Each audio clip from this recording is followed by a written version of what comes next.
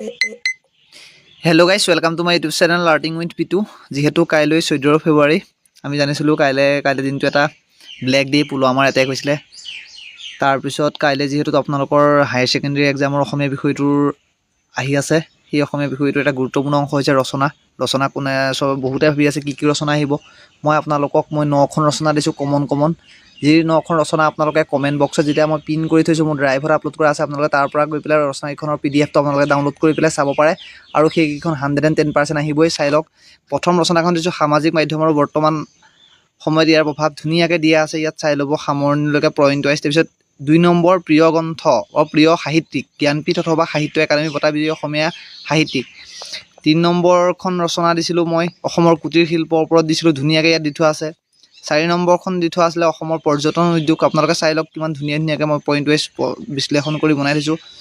5 নম্বৰখন ৰচনা মই দিছিলোঁ আপোনালোকক মাতৃভাষা শিক্ষণৰ প্ৰয়োজনীয়তা, আৰম্ভণিৰ পৰা আৰম্ভ কৰি সামৰণিলৈকে ধুনীয়াকৈ কৰি থোৱা আছে।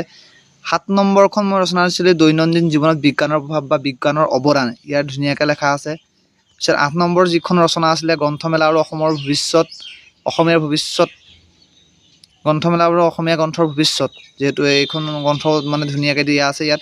আৰু 9 নম্বৰখন দি আছিলোঁ অসমৰ প্ৰাকৃতিক সম্পদ আৰু অসমৰ বানপানীৰ ওপৰতো আপোনালোকে চাই যাব পাৰে।